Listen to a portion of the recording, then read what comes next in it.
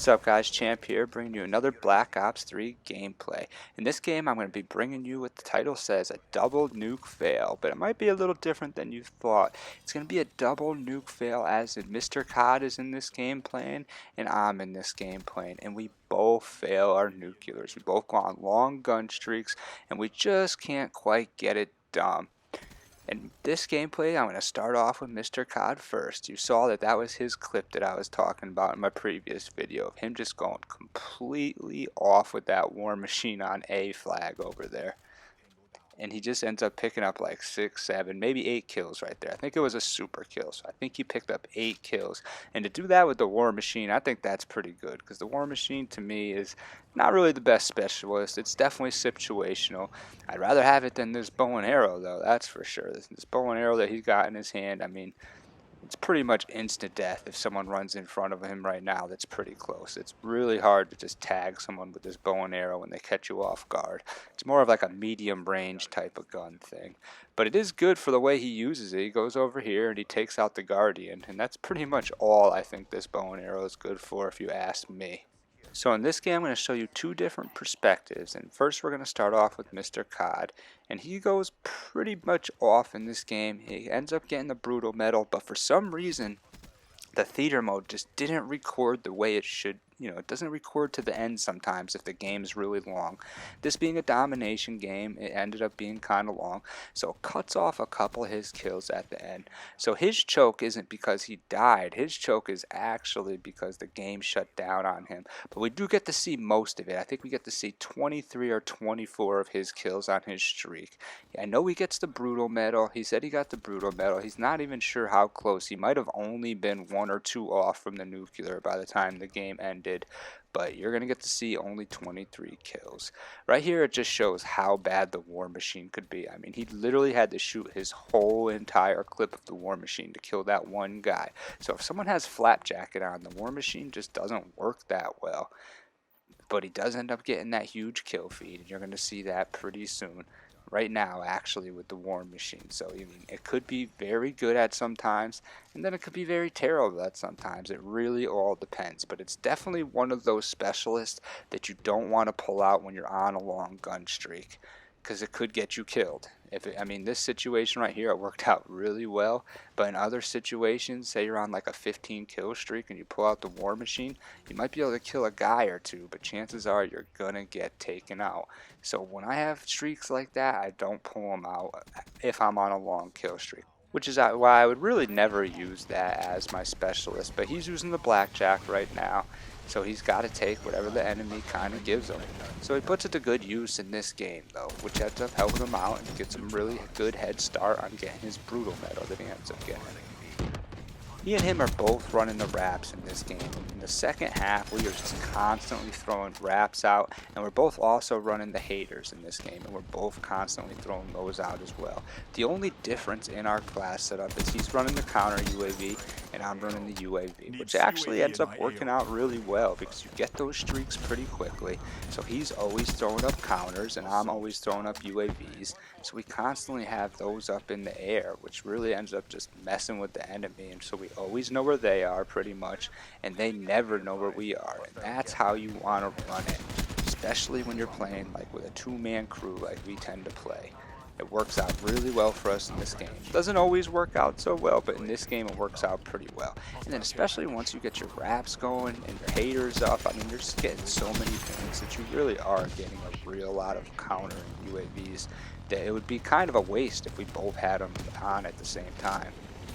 If you guys pay attention right there, he just completely juked that guy out, and then his wraps came and saved his life. I mean, that guy was coming at him hard with that baseball bat, and he just jumped around a little bit until the wraps came and took him out. I thought that was a pretty awesome play right there.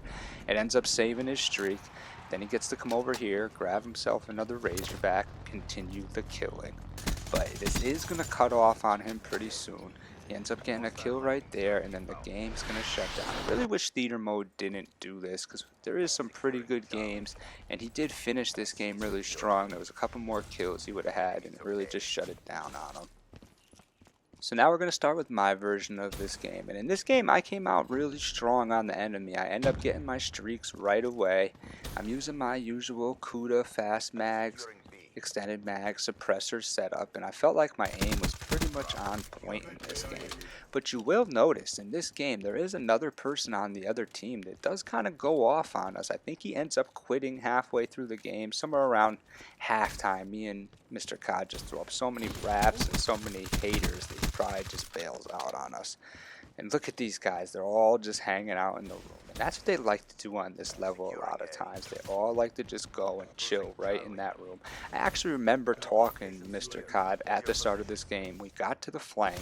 We're coming around their side of the map and we're like, yo, did you see anyone? He was like, no, I haven't seen anyone yet. I was like, watch, they're all sitting in that room. And look, that's exactly where they were. All three of them just hanging out there with their sniper rifles. It's nice when you could sneak up on them like that and they just like have no protection. Sometimes people like to throw those little shock charges and stuff behind them, or if they have a sixth sense and they turn around and notice you're there. But these guys were just clueless as to where we were, which really helped us out. We just were able to sneak up right on them. Now here I am sneaking up right on them again as they're trying to cap their flag, and now I'm about to get my streaks right off the bat. So I got a hater, a Wraith. Oh, I thought I had the Raps on. I have the Wraith on, I guess, in this game. So we actually, I think we collaborated that ahead of time as well. We like to collaborate our streaks together. Like I was saying with the UAV and the counter UAV, I remember now, because he had the Raps on, I said, I'm going to put the Wraith on. And that's another thing you want to do when you're playing with a partner, because you can't throw Wraiths up at the same time. You can't throw Raps up at the same time. So what's the point of sharing streaks? This way we can both get our streaks in anytime that we get them, and it works out really well. And then having a backup hater, I mean, there's just nothing better than that. Right now a guy on the other team's about to pick up Raps, and I remember I turned around this corner and I see the Raps coming at me, and I'm like, oh, what am I supposed to do now? You know, I got to get away from these. I don't want to end my streak. Here they come right now. And I remember just completely turning around, booking the other way, because that's sometimes what you got to do. If you're already on a little bit of a streak, you don't want those Raps to come and just take you out. That's not worth it. So I ran over here, and I know that there's one spot in this map that the Raps really can't get you. I mean, the Raps can't jump. So I come over here and I get over to this little spot on the island right here, kill that dude on the way across, and I just kind of end the round hanging out right here. I know it's a little campy, but it was the smart play. I mean, what was I going to do? There was Raps rolling around the whole entire building. So I'm going to start off the round kind of the way I always like to start off the round, which is I like to go this way. I like to come over here, wall run right here, and then I jump across, and I kind of hang out here for a second just to see if anyone else is jumping across. And if they are, they'll walk right in front of me and I'll be able to take them out. If they're not there within the first couple of seconds, chances are they went the other way, so then I just go around and flank. Got the hater up now, so now I know exactly where they're at. So now I can go and take them out and get some easy kills over here by their flag. So I noticed that they're all in this room because they love this room so much, and I flank up right behind them. Someone has a talent on their team. I told you there was a guy that was going off on the other team. I was pretty lucky that I killed him before his talent was able to take me out. Because if his talent took me out, then I would have ended my streak right there. I just picked up the roofless, and I just took out 2 more guys right there. I'm going to creep around here. I don't know if I should have stayed in that room or not. I don't like staying in there too long. Once they catch on that you're in there, they kind of just come around the corner with their guns already shooting, and you get taken off. So you can only stay in one spot for so long, and then you have to switch it up in this game. I'm doing pretty well. I'm streaking pretty easily on this guy, and I'm about to make a bonehead mistake in a little bit, and that's what ends up getting me taken off my streak. And I really regret it because this could have been a nuclear. I just kind of you know, you always got to think, what should I do? How do I avoid getting into too big of a gunfight at once? Because you don't really want to take out 1 or 2 people at a time. If you get into those 3-on-1 situations, most likely, or even versus bad players, they will take you out, you know? You only got to get shot like 3 times and you're dead. And like anyone can put their marker right on you. So I just picked up the Relentless right there, and I'm going to come roaming over to the middle of the map. I have my Purifier, and I should have took my Purifier out right here. Because I come over here and look at all those people on the map. They were just on B. If I took out my Purifier, I could have just crept up and burned them all. Instead, I poked out with my gun, Really wasn't thinking, and I got taken out right there. There goes the end of my streak. I hope you guys like what you saw, though. It's just like a different kind of video of me and Mr. Cod playing together. A little dual perspective, his perspective and my perspective. If you did like it, hit the like button. If you want to see more, subscribe to my channel at Champ Gaming.